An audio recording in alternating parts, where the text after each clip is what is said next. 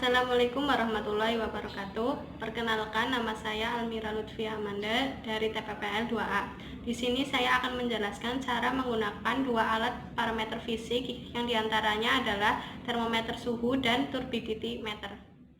Yang pertama, saya akan menjelaskan cara menggunakan termometer air sederhana. Berikut langkah-langkah cara menggunakan termometer air sederhana.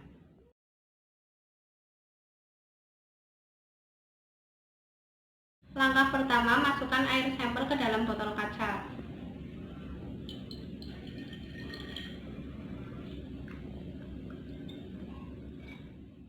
Langkah kedua, masukkan sedotan ke dalam botol kaca. Langkah ketiga, tutup botol dengan menggunakan plastisin sampai tidak ada udara yang masuk. Untuk melakukan percobaan pengukuran suhu air, masukkan air panas ke dalam tempat.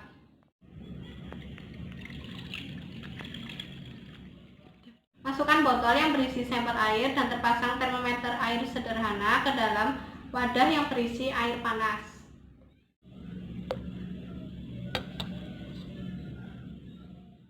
Tunggu sampai air memuai ke atas dan menghasilkan hasil yang stabil.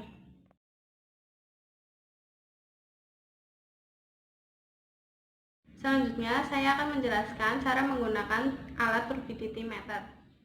Yang pertama, masukkan air sampel ke dalam botol. Kemudian, lap botol hingga kering. Ketiga, tekan tombol power terlebih dahulu. Kemudian, masukkan botol sampel ke dalam tupang pengukuran. Langkah keempat, tekan tombol call, lalu enter. Kemudian tunggu beberapa saat hingga muncul hasil yang stabil pada layar.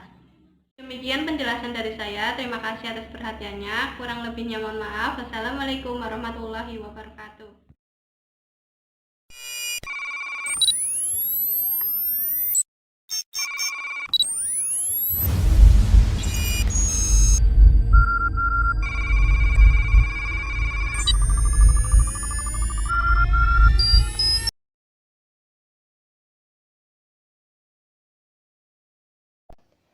Assalamualaikum warahmatullahi wabarakatuh.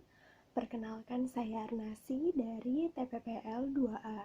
Di sini saya akan menjelaskan cara melihat parameter warna air serta cara mengukur salinitas air dengan menggunakan refraktometer, di mana warna dan salinitas termasuk dalam parameter fisika air. Berikut penjelasannya. Video ini terdiri dari dua part. Part yang pertama itu cara melihat warna air secara visual. Sedangkan yang kedua yaitu cara menggunakan refraktometer.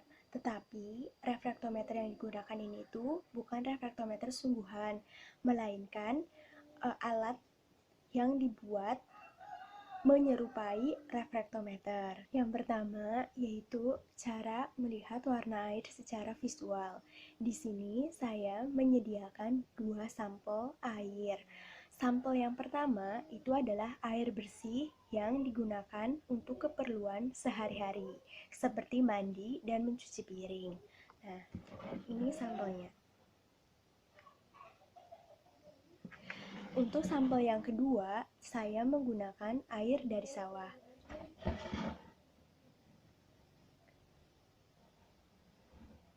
Nah, kemudian saya menyediakan media untuk melihat warna airnya, yaitu bisa menggunakan ember atau gelas. Gelas yang saya gunakan itu adalah gelas bening, sehingga warna airnya mudah untuk diidentifikasi. Nah, berikut penjelasannya. Ini untuk sampel air bersih, sedangkan ini untuk sampel air sawah. Oke, kita masukkan air bersih dan air sawah pada media yang sudah disediakan.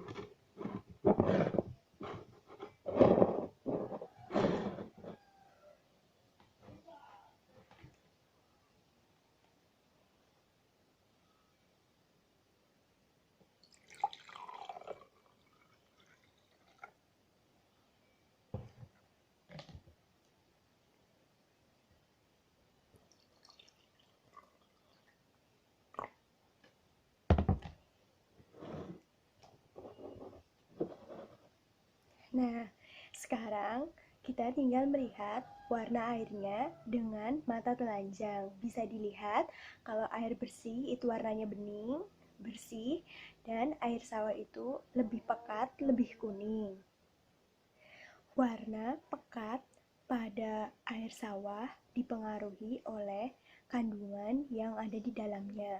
Bisa karena nilai TSS-nya tinggi maupun TDS-nya. Begitu juga pada sampel air bersih. Nah, setelah kita melihat warna pada air bersih dan air sawah, kita mencatat hasil yang telah didapatkan. Sekian penjelasan tentang cara melihat warna air secara visual. Semoga dapat bermanfaat dan dapat diaplikasikan dalam kehidupan. Terima kasih. Wassalamualaikum warahmatullahi wabarakatuh.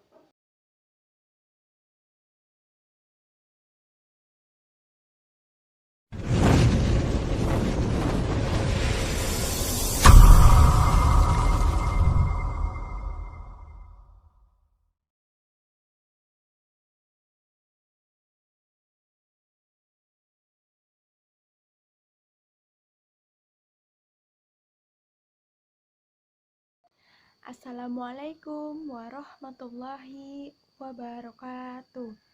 Saya akan melanjutkan video sebelumnya. Sekarang saya akan menjelaskan tentang penggunaan atau cara menggunakan refraktometer. Di sini saya akan menggunakan alat yang mirip dengan refraktometer. Ini alat yang saya buat. Di mana refraktometer ini terdiri dari penutup dan lensa. Sedangkan lubang yang di belakang ini untuk melihat tingkat salinitas dari air yang akan kita uji. Berikut cara pengujian salinitas dengan refraktometer.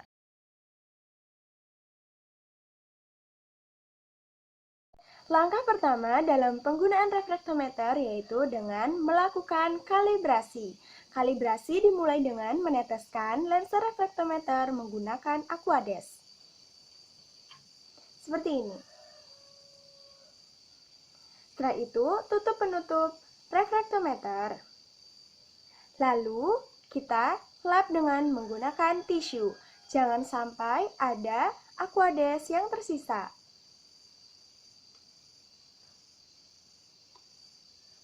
Selanjutnya, kita tetesi lensa refraktometer dengan air sampel.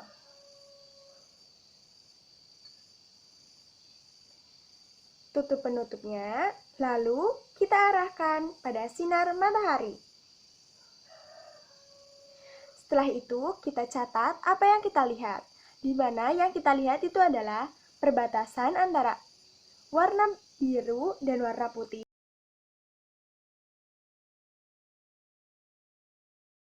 Nah, itulah nilai salinitasnya. Terima kasih. Semoga video tutorial tentang cara menggunakan refraktometer dapat bermanfaat. Kurang lebihnya mohon maaf. Dan kekurangan ini datangnya dari saya, kesempurnaan hanya datang dari Allah. Terima kasih. Wassalamualaikum warahmatullahi wabarakatuh.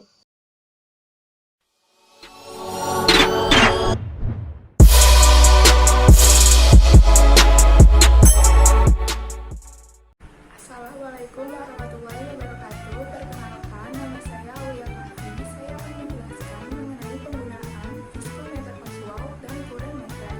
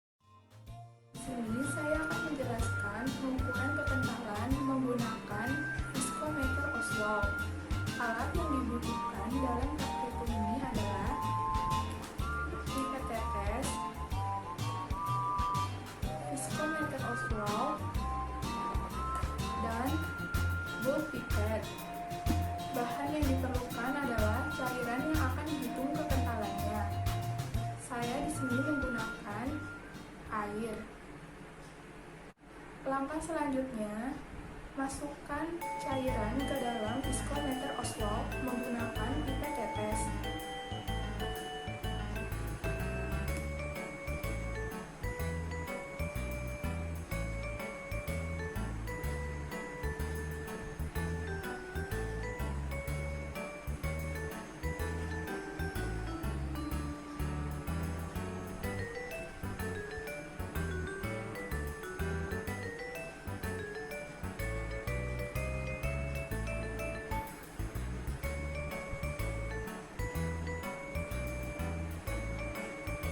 Masukkan hingga batas sini.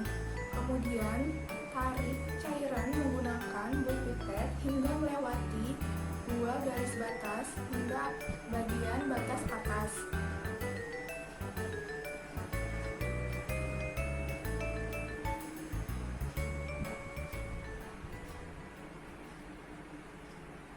Setelah melewati batas atas, siapkan stopwatch dan kendurkan buih pipet. Lalu hitung waktu aliran cairan melewati batas pertama hingga batas kedua.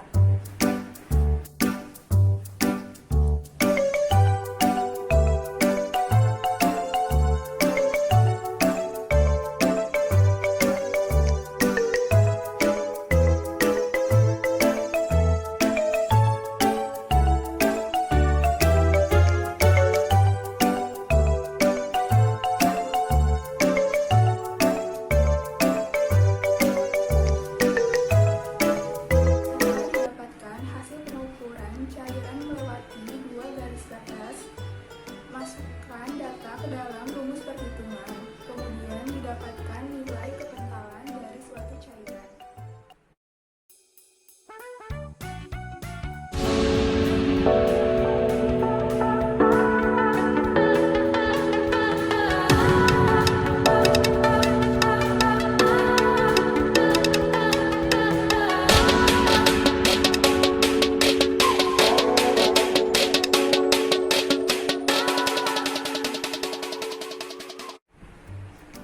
Selanjutnya, saya akan menjelaskan bagaimana cara penggunaan current meter untuk mengukur kecepatan arus. Yang pertama yang perlu disiapkan adalah perangkat current meter. Perangkat current meter berisi batang penyangga, baling-baling yang terhubung langsung dengan display, sehingga kecepatan arus akan muncul ke dalam monitor layar. Cara penggunaan current meter yaitu hadapkan baling-baling ke arah aliran sungai. Perlu dicatat, untuk penggunaan metode merawas, hanya aliran sungai memiliki kedalaman 1-2 meter. Kemudian nyalakan display dalam kondisi hidup.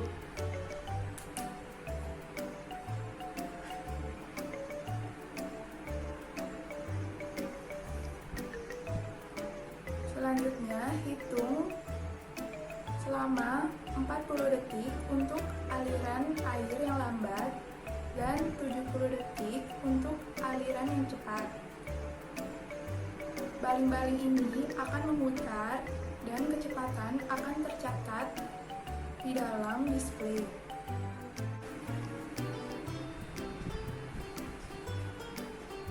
Setelah dilakukan pengukuran, maka akan didapatkan kecepatan arus di dalam display monitor. Sekian penggunaan viskometer dan current meter, saya ulang.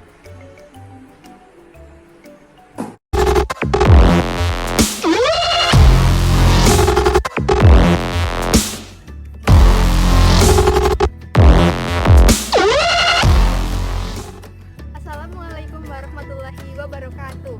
Perkenalkan, nama saya Devi Fitriana dari kelas TPPL 2A. Di sini saya akan menjelaskan tentang bagaimana cara untuk menggunakan alat dari parameter fisik. Yang pertama adalah luxmeter dan yang kedua adalah sesidis. Ikuti videonya ya. Saya akan menjelaskan tentang bagaimana cara menggunakan luxmeter. Luxmeter, apa itu luxmeter? Luxmeter adalah alat yang biasa digunakan untuk mengukur intensitas cahaya. Di sini kita akan mengukur intensitas cahaya di perairan kolam.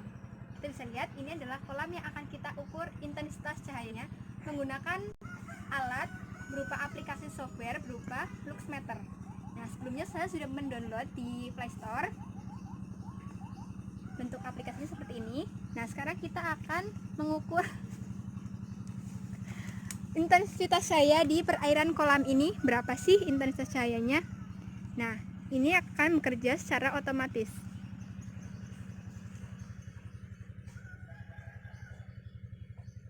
Nah, di sini Lux menunjukkan bahwa intensitas cahaya di perairan kolam tersebut sebesar 10.296. Kedua adalah sasidis. Apa itu sasidis? Sasidis adalah alat yang digunakan untuk mengukur kekeruhan pada air. Nah, untuk pembuatannya itu sendiri sangat mudah. Di sini saya sudah menyiapkan disk bekas dan saya isi dengan skotet berwarna hitam dan putih. Kemudian di belakang juga didapati tali untuk mengukur kedalaman air. Nah, sekarang kita langsung praktekkan bagaimana sih cara mengukur kekeruhan di dalam air. Simak ya. Oke, sekarang kita akan mengukur kekeruhan di dalam sampel kolam ini. Karena kita sedang stay di rumah saja, jadi kita akan menggunakan sampel kolam di belakang rumah.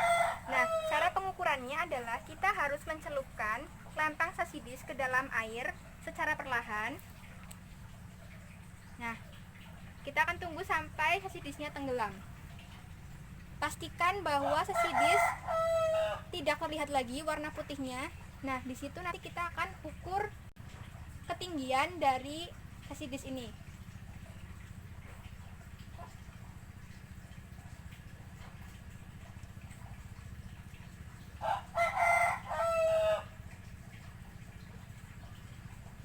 Nah, putihnya sudah mulai tidak tampak. Kita akan tandai ketinggiannya.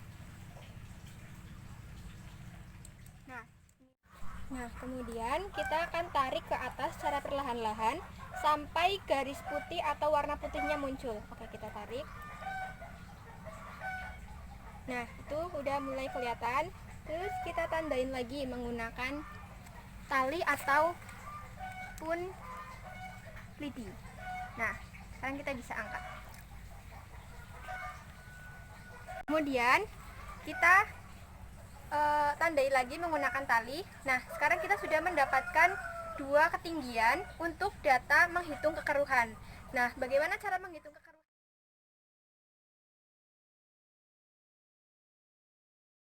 Oke, sekarang kita akan menghitung kekeruhan dari kolam tersebut. Nah, tadi kita sudah menghitung atau mengukur data menggunakan alat sasidis manual dan kita mendapatkan dua data. Yang pertama adalah D1. D1 adalah ketinggian setelah sasidis tidak terlihat. Pada data menunjukkan bahwa data yang kita peroleh sebesar 63 cm pada D1. Kemudian untuk data D2 atau ketinggian di mana sasidis sudah terlihat tanda putih atau warna putihnya. Nah, dari percobaan pengukuran tadi, sasidisnya menunjukkan ketinggian D2 sebesar 42 cm. Nah, kemudian rumus yang kita gunakan adalah N atau kekeruhan sama dengan D1 plus D2 dibagi 2, sehingga N sama dengan 63 cm ditambah 42 cm dibagi 2, sehingga N sama dengan 52,5 cm. Jadi, nilai kekeruhan pada kolam sebesar 52,5.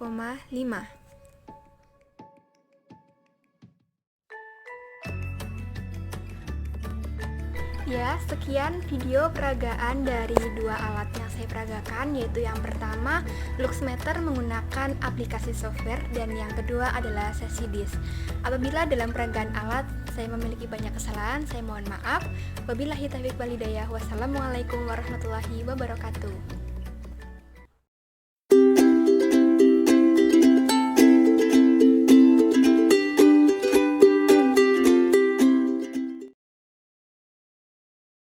Assalamualaikum warahmatullahi wabarakatuh. Perkenalkan, nama saya Vita Sari dari TPPL 2A. Di sini saya akan menjelaskan dua alat parameter fisika, diantaranya yaitu TDS sama TSS. Yang pertama, kita menggunakan TDS. Sebelum menggunakan alat TDS, sebaiknya kita menetralkan alat TDS-nya terlebih dahulu dengan menggunakan Aquades. Setelah itu, kita tekan tombol on off di bagian alat TDS-nya. Setelah itu, kita masukin alat TDS ke dalam air Aquades. TDS dari Aquades itu diantaranya 0.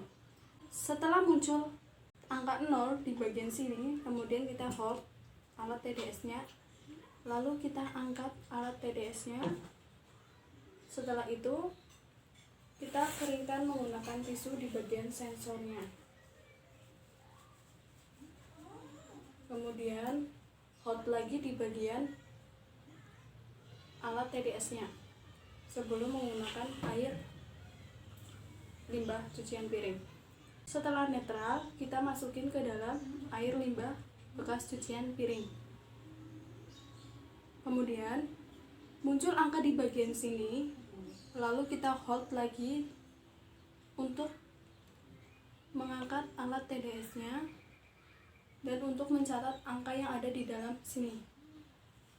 Setelah tercatat, kemudian keringkan menggunakan tisu di bagian sensornya.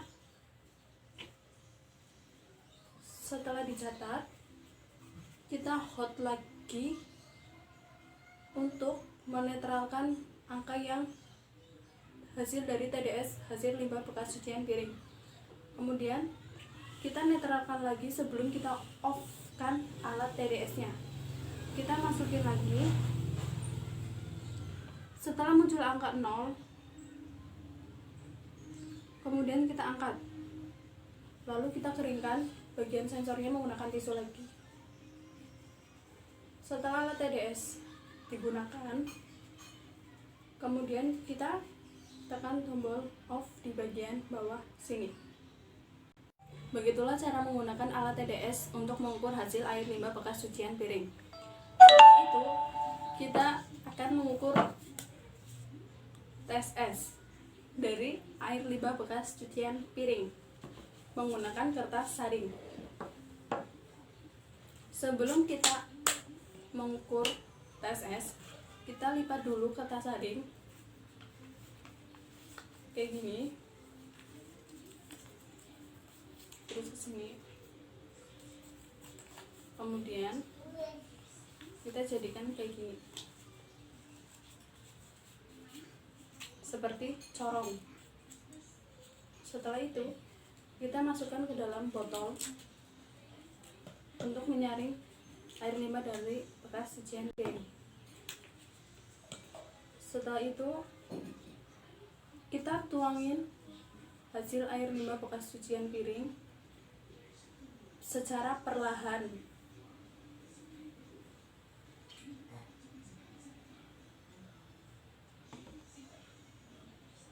Tunggu airnya netes. Setelah airnya menetes, kira-kira 5-10 menit untuk menghasilkan air yang jernih dari hasil air limbah bekas cucian piring yang agak keruh.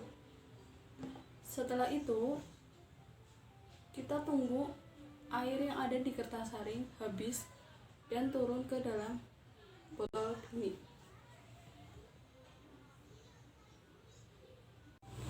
Setelah habis, air yang ada di dalam kertas saring habis, kemudian endapan yang ada di kertas saring ini kita timbang menggunakan timbangan. Begitulah cara mengukur TSS dengan menggunakan kertas saring. Bisa dilihat perbedaan airnya.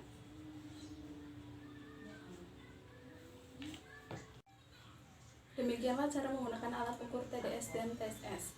Sekian dari saya. Apabila ada kesalahan dan tutur kata yang kurang baik dalam menjelaskan tutorial menggunakan alat TDS dan TSS, mohon maaf yang sebesar-besarnya. Sekian, Terima kasih. Wassalamualaikum warahmatullahi wabarakatuh.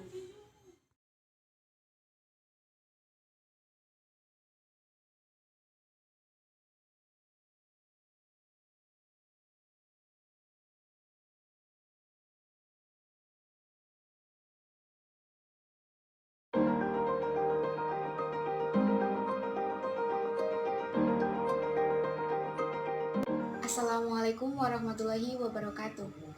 Perkenalkan, nama saya Fitri dari Teknik Pengendalian Pencemaran Lingkungan 2A. Di sini saya akan menjelaskan cara pengukuran berat jenis pada zat cair. Praktikum ini saya lakukan untuk memenuhi tugas ulangan tengah semester materi instrumentasi dan pengukuran. Kita melakukan praktikum akan lebih baik apabila kita tahu apa itu berat jenis. Berat jenis adalah rasio berat suatu benda terhadap volumenya. Dan bahan yang dibutuhkan pada praktikum kali ini antara lain untuk bahan, di sini saya menggunakan zat cair berupa NaCl yang akan diuji berat jenisnya dan tisu. Untuk alat, yang pertama adalah Erlenmeyer untuk tempat zat cair. Erlenmeyer di sini saya asumsikan dengan gelas kaca. Kemudian ada pipet tetes. Di sini saya asumsikan dengan sedotan plastik. Kemudian ada piknometer. Di sini saya asumsikan piknometer dengan dot bayi. Kemudian ada neraca analitik. Di sini saya asumsikan neraca analitik dengan timbangan.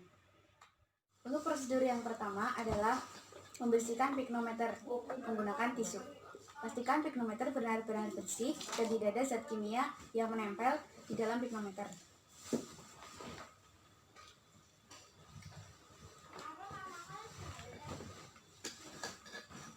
Selanjutnya, timbang piknometer kosong menggunakan neraca analitik. Dan catat hasilnya pada lembar kerja praktikum. Setelah itu, isi piknometer kosong ini menggunakan zat cair yang akan diuji berat jenisnya menggunakan pipet tetes.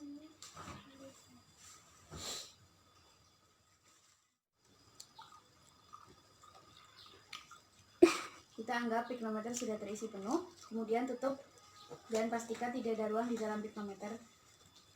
Bersihkan piknometer menggunakan tisu, kemudian timbang menggunakan neraca analitik. Catat di dalam lembar hasil kerja praktikum. Demikian cara pengukuran berat jenis. Sekian dari saya, terima kasih. Mohon maaf apabila ada kesalahan. Wassalamualaikum warahmatullahi wabarakatuh.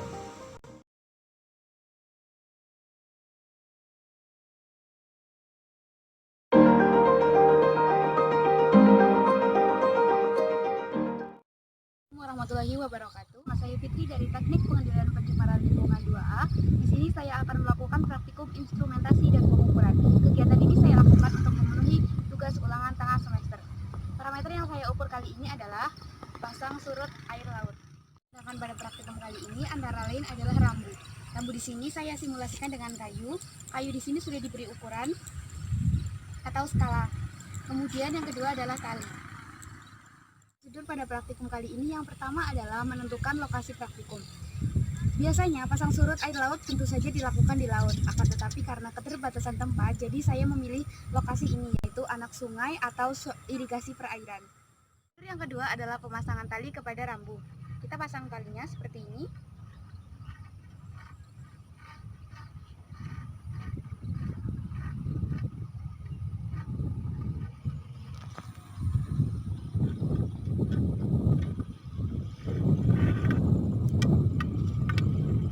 Usahakan erat karena nanti akan dimasukkan ke dalam air, jadi mengantisipasi agar tidak ikut hancur. Adalah meletakkan kayu dan tali ke dalam air yang akan diukur pasang surutnya. Kita letakkan seperti ini. Pastikan tidak hanyut dan tidak goyang. Kayu ini berada di bawah permukaan air dan tidak goyang. Berada di bawah permukaan air, kita lakukan pengukuran. Kita lihat berapa skala air yang tertera pada rambu ini. Kemudian kita catat setiap 30 menit sekali. Catatan selama 30 menit sekali, hasil tersebut dimasukkan ke dalam tabel hasil praktikum.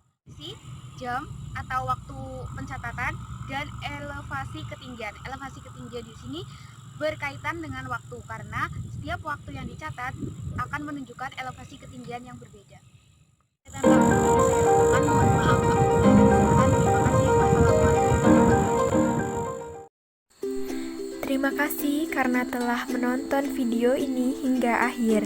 Semoga video ini dapat menambah nilai dan ilmu pengetahuan tentang instrumentasi dan pengukuran pada parameter fisik air. Sekian video ini kami sampaikan. Apabila banyak kesalahan, kami mohon maaf yang sebesar-besarnya. Wassalamualaikum warahmatullahi wabarakatuh.